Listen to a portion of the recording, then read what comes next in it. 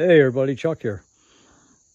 So what we're going to do today, I thought it might be time to explain what you can get as far as lumber from a single log. Homeowners, what they call a log and what a sawmill calls a log are night and day. I'm going to show you a log here somebody brought me, and it's more of a branch as far as I'm concerned. But they want to get a 6x6 out of it. So let me turn this around and I'll show you what's going on.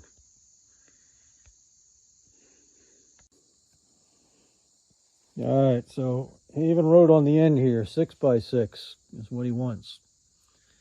All right, so just to show you, this log, bark to bark, is 8 inches right there. And we're looking at just barely 8 inches that way. So for all intents and purposes, the log on the small end, that's the small end, is only 8 inches. And he wants me to get a 6x6 out of that. Now, I'm going to give you an angle. Okay. In this direction, it's not horrible. Okay, but I've got the crown up on this thing right now. So look what I've got. I got the gap in here of how much space I'm going to lose in this log. All right, so I don't even have a straight log to work with. And that gap, that's about 1.5 inches gap. Okay, now maybe when people are thinking is they look at these fat ends. This is the butt end. There's the chainsaw cut. Okay. At the butt end, we're like closer to 9 3/4. But you start getting an idea. Like, try to do this one-handed. If you look here, from this point to this point, look at the angle we got, or the curve we got. Look between the tape. That's touching on both ends, but look at the gap in the middle. All these things factor into whether you're going to get a straight, square 6x6 or not. So I figured, all right, let's play the game. And we'll cut this into a 6x6 anyway, and then you'll get to see what the end result is. And I'll do my best to keep it as square and as close to 6 inches as I can get. All right, so let's do this. All right, so right here, what I'm doing is I'm already set up for my first cut. Now I'm trying to keep, what I'm looking for is trying to keep this edge, since it's such a small log, I gotta be concerned about taking if I go too deep, I'm gonna run out of material down here. All right, so this is a tape touching the bottom edge of the blade, and you can see where 6 inches is landing. All right, there's my 6 inch mark. Now I'm gonna have to raise this blade up a little bit more because I'm not gonna have nothing down here. There's what I'm gonna have, and that only measures about 4 inches. So I'm gonna raise it up maybe 2 more clicks. I can afford to get maybe 1/4. I'm already measuring that cut right now would be 6 inches across that top.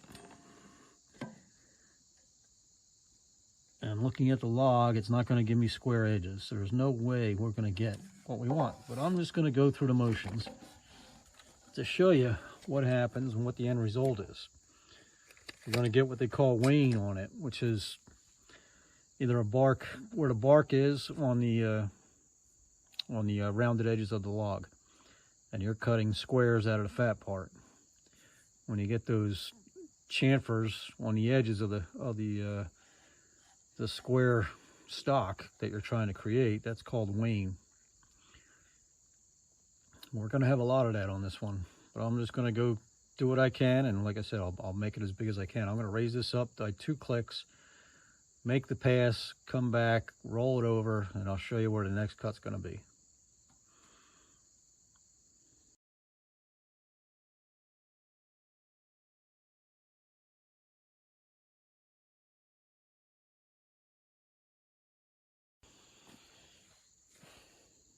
All right, first cut done, log rolled over. Ready for our second cut, which will be a parallel cut to the cut that's now on the bottom of the first cut. So we'll get our parallel cut. Now here's the new problem I've got, and some of this you can't really see real good on video, but I'll give you a better angle. All right, down. Let's see how we can show you. If you look in this area here, this is dropping down right there. The camera wants to focus on my finger. So the end is sticking up high on both ends, and that center is dropping down. So that's going to be exposed. By the time I make my cut, if I keep it my 6 inches, I'm going to keep my 6 inches here. That's going to be all the way up here. The blade's going to be out of the log, partially through. It'll stay in the log here, but it's going to be partially out, and then it's going to expose itself. So all that down there, until it gets to the end, is going to be exposed. So I'll show you what that cut looks like in order to keep 6 inches. I'm going to measure 6 inches to here.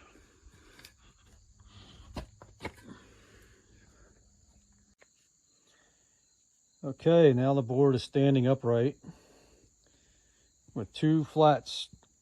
This surface was the first cut. This was my second cut. All right, you might be able to see now how much curvature is in that log. Okay, but generally speaking, it's 6 inches. And it's 6 inches down there. Now I want to get this cut. I want to cut this edge here. And I want to keep as much wood as I possibly can. So I'm measuring off of my rail. And I'm only showing here about 8 inches that would be nice. But the rest of the log is getting me closer to 9. And then off of this rail, I've got 9.5. So I'm going to try and get 9 inches on my cut. And then that'll leave me the maximum amount of material on the final cut. And hopefully get at least 2 more flat edges here. All right. So let me roll the mill back here again and make the cut. So I figured I'd show you this, since this is a manual mill. We have a crank handle here. This wheel is an index. It's at 1/16 on every one of these notches, represents 1/16 of an inch. Okay, so 1 full revolution is 2 inches.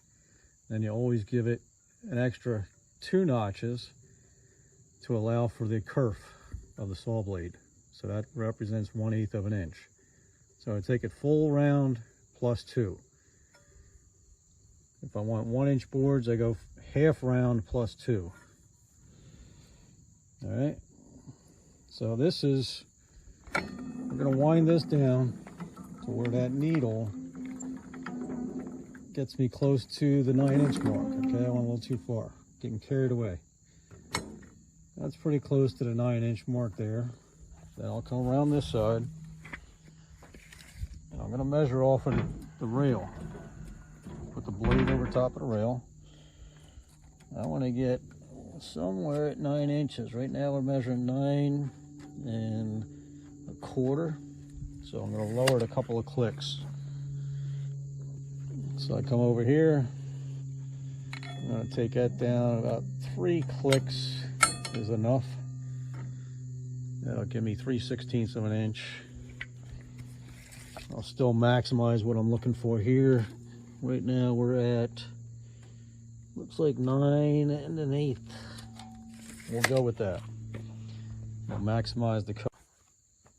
Okay, here's my cut piece from that. Didn't want to bother you guys with all that noise.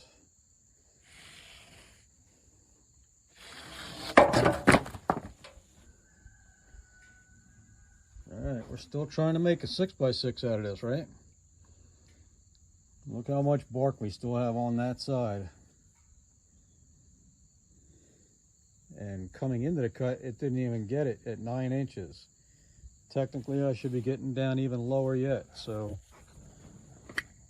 let's see what we got left. If I have to make another cut here, I'm going to try to salvage, then I will.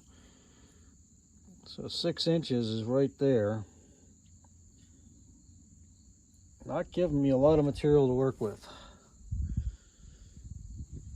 But I have something to work with, maybe another 1/4 inch. Let me see.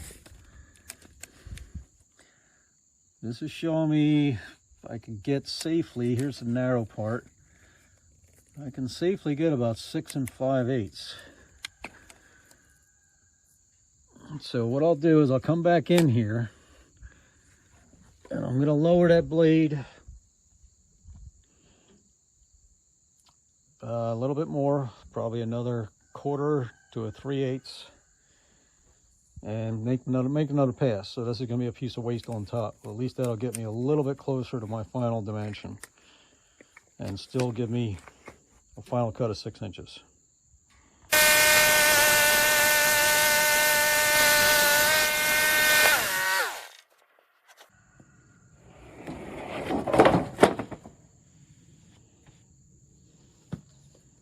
Alright, there you go. There's your 6x6, and there's why you need more than a 7-inch log to make it work.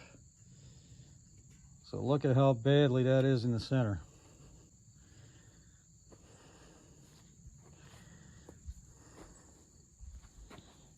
There's the end of the log.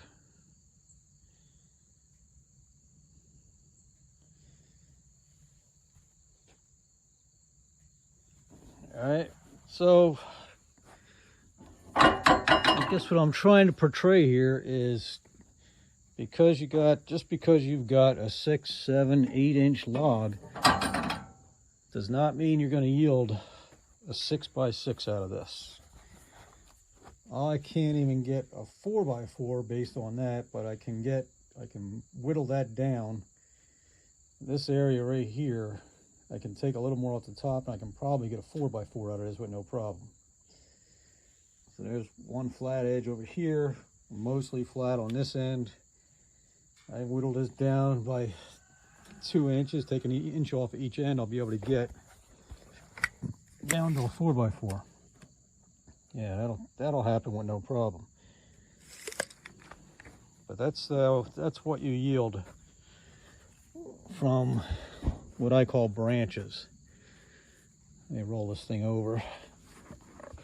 It's a little bit heavy. One-handed.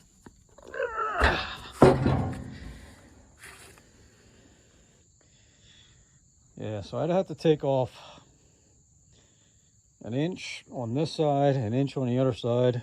That would get me down to the 4x4, and I'd be able to cut that top off of there and get a 4x4 out of it, but not a 6x6. There's the results.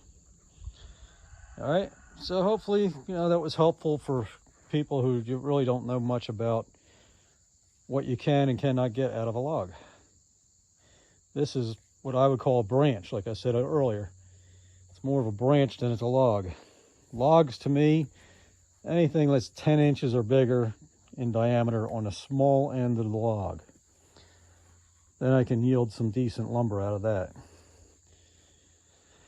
Most of the mills around here, they won't touch anything under 12 inches. And it's understandable because you're putting the same amount of work into turning that log 4 times in order to get a cant. And then the end result is there's not enough material left to make any money with. And here's the end result on this one. All the work I just did to get to a 6x6, and there's really nothing here that can be used. I'd have to cut this down more, and I'll be yielding about 3 or maybe 4 pieces of 1x6. So you can understand now why some of this just goes to a firewood pile. All right. And here's the dust that we made. Still got cleanup to do, right? Plenty of dust. All right. We'll catch you on the next one, guys.